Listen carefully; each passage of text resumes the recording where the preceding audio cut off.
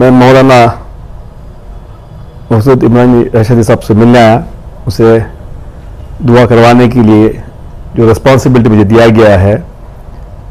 हमने उससे इंतज़ार किए, दुआ कीजिए कौम के लिए, लोगों के लिए, अमन और शांति के लिए दुआ कीजिए और मेरे लिए भी दुआ कीजिए, ताकि जो अहदा दिया गया है उसमें कौम की खिदमत करने के लिए और काम करने की मुझे ताकत मिले। और मौलाना भी कल ही वो हज करके आए, बड़ा अच्छा लगा उनसे मिलने के बाद। तो हज करने के बाद मेरी दुआ भी वो करेंगे और मुझे जो आगे करना है वो भी उन्होंने ताकीद की है। तो चंद एक बातें भी जो है आपके सामने रखी गई हैं, जैसे रिजर्वेशन का मसला है और भी चंद मामला भी जो हैं।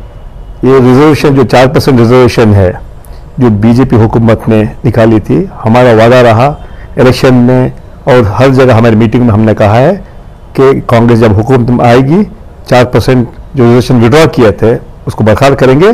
4% अब हम मांग कर रहे हैं, 6% की मांग हम कर रहे हैं। हमने चीफ मिनिस्टर से बात की है, इंशाल्लाह हम कोशिश करेंगे कि 6% दिया जाए, लेकिन 4% जो विड्रॉ किया है वो तो गारंटी है, लेकिन और भी परसेंटेज बढ़ाने के लिए हम कोशिश कर रहे हैं। काउंसिल में जो है कांग्रेस को अक्सरियत नहीं है, तो कैसे मसले हल होंगे? और खास क्योंकि काउंसिल में मेजॉरिटी आज भी बीजेपी की मेजॉरिटी है और हमारी वहाँ माइनॉरिटी है। उसके बावजूद हम पूरी कोशिश करेंगे जो बिल पास करने के लिए। डेमोक्रेसी में ऐसा डिस्कशन करना पड़ता है, लेकिन कुछ ऐसे बिल हैं जो बीजेपी के खिलाफ करेंगे, उसके बावजूद हम पूरी कोशिश करेंगे। अभी जो 2 बिल जो आपने कहा था, कास्ट ऑर्डर और एंटी कन्वर्जन, वो अब लॉ डिपार्टमेंट में डिस्कशन में है। हम पूरी कोशिश करेंगे जल्द से जल्द उस बिल को काउंसिल में लाएं, असेंबली में लाएं, पास करके जो है वो जो चेंजेस करना है, जो अमेंडमेंट करना है, वो अमेंडमेंट जल्द से जल्द हम करेंगे। तो काउंसिल के अंदर जो बजट के सिलसिले में भी बहस हो रही है, तो क्या कोई पहलू आ रहा है सर इस बजट में? आज हमारे यहाँ काउंसिल में गवर्नर एड्रेस पे डिस्कशन हुआ, ख़त्म हुआ। आज असेंबली में गवर्नर डिस्कशन पे आज रिप्लाई कर रहे हैं। कल सुबह चीफ मिनिस्टर सिद्धरामैया जी काउंसिल में आकर रिप्लाई करेंगे। उसके बाद परसों से जो बजट पे डिस्कशन होगा। सिद्धरामैया जी बेहतरीन बजट दिए हैं, सिर्फ मुसलमानों को नहीं, सबके लिए अच्छे बजट दिए हैं। आज कोई भी क्रिटिसिज्म नहीं है, हर तबके के लोग खुश हैं। सिर्फ बीजेपी के जो लोग सियासत कर रहे हैं वो नाराज हैं। उनको लगता है कि इस तरह बजट आज कभी किसी को ना मिला। माइनॉरिटीज को बहुत अच्छा तरीके से फंड्स अलॉट किए, जितने भी जो 8 महीने के लिए, लेकिन दूसरे कौम के लिए भी जो है काफ़ी कुछ फंड्स दिए, काफ़ी कुछ प्रोग्राम्स दिए। तो इससे सब खुश हैं। ये हमने कहा था कि हमारा जो कॉन्सेप्ट है सर्व जनांगदा शांति अटोटा, सर्वरिगो समपालो सर्वरिगो समबालो, सबके लिए जो है ये बजट है, सिर्फ कोई एक कौम के लिए नहीं है। इसलिए आज कर्नाटका में अमन शांति और भाईचारा है, यही हम चाहते थे, आगे भी यही होगा।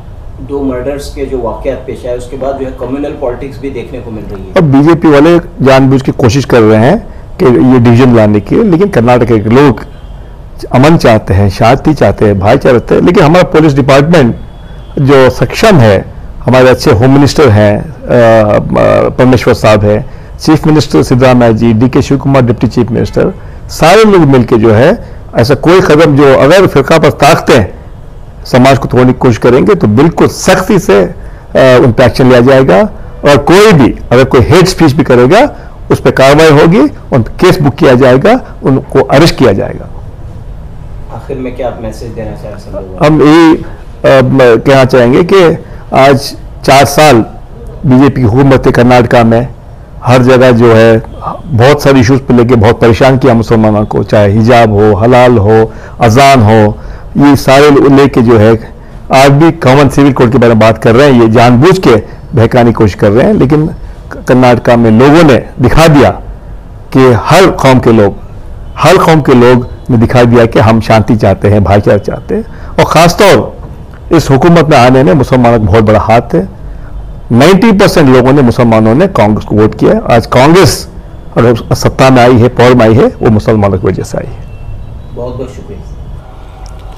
अल्लाह का शुक्र है कि माशाअल्लाह अली जनाब इज़्ज़त माब सलीम मोहम्मद साहब कांग्रेस के नायब सदर रहे पार्टी के, और उसके बाद माशाअल्लाह आपको MLC का भी पोस्ट हासिल हुआ।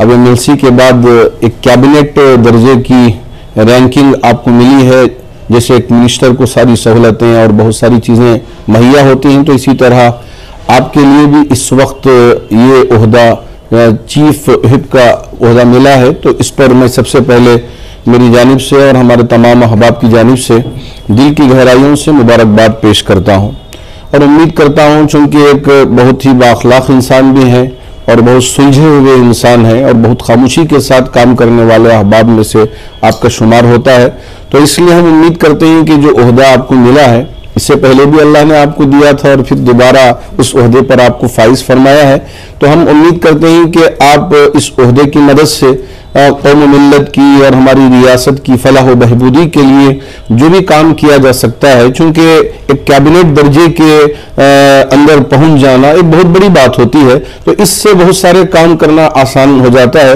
हम उम्मीद करते हैं कि जो ओहदा इस वक्त आपको मिला है उसके ज़रिए से मज़ीद आप जो भी मसाइल पेश आएंगे, उन मसाइल उम्मीद करता हूं कि पेश ही ना आए, अगर पेश आते हों तो आप पूरे जज्बे के साथ उन मसाइल के हल के लिए इंशाअल्लाह कोशा रहेंगे और पूरी कोशिश करते रहेंगे।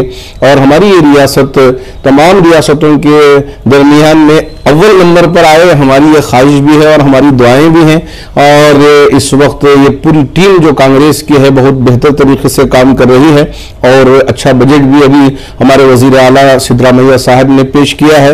हम उम्मीद करते हैं कि ये सारी टीम मिलकर हमारी रियासत में तरक्की की तरफ ले जाने की पूरी कोशिश करेंगे। अल्लाह करे कि अल्लाह सलीम साहब के भी और जितने हमारे अहबाब हैं, BZ ज़मीर अहमद खान साहब हों, नसीर साहब हों और इसी तरह UT खादर साहब हों और हमारे रहीम खान साहब, ये सब इनको मिनिस्ट्री मिली हुई है, मिनिस्ट्री का दर्जा मिला है, तो ये सब आपस में इत्तेहाद के साथ और ऐसे ही जितने MLAs हैं जिसमें रिजवान अरशद साहब हैं और इसी तरह हमारे आसिफ साहब हैं, आसिफ सेठ साहब हैं और हमारे इकबाल साहब हैं और कनीस फातिमा साहिबा हैं और हमारे यानी हारिस साहब हैं और दूसरे MP साहब हैं, ये सब मिल के आपस में इत्तेहाद के साथ एक दूसरे के मशवरे के साथ हमारी इस रियासत को तरक्की की तरफ ले जाने की पूरी कोशिश करेंगे।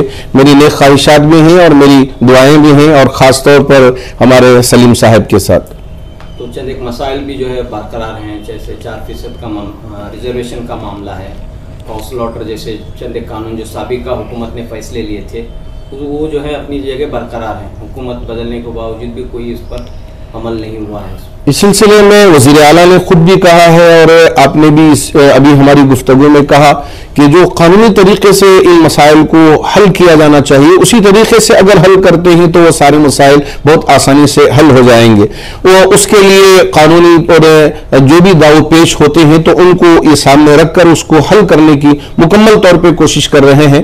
तो हम उम्मीद करते हैं कि अब यहाँ 2B कैटेगरी में बच्चों को दाखिला लेने में किसी तरह की कोई परेशानी नहीं है, इसलिए कि सुप्रीम कोर्ट ने इनको इजाजत दे दी है। अलबत्ता ये जो कानून जो इन्होंने बनाया था इससे पिछली हुकूमत वालों ने उसको मुकम्मल तौर पे ख़त्म करने के लिए कानूनी रास्ता वो इख्तियार कर रहे हैं। उम्मीद करते हैं कि बहुत जल्द इस मामले को इंशाअल्लाह ख़त्म करेंगे और मुसलमानों को भी राहत मिलेगी। और साथ ही साथ जो काउंसिल एक्सेलेटर की बिल है, अब ये सेशन भी चल रहा है, तो इसके जरिए जो भी हो सकता है हम चाहते हैं कि कानून के दायरे में आपसी इत्तेहाद के साथ बहुत ही मुस्बत अंदाज में, ताकि आगे चलकर किसी तरह की कोई परेशानी ना हो, तो कदम को फूक फूक के रखना चाहिए।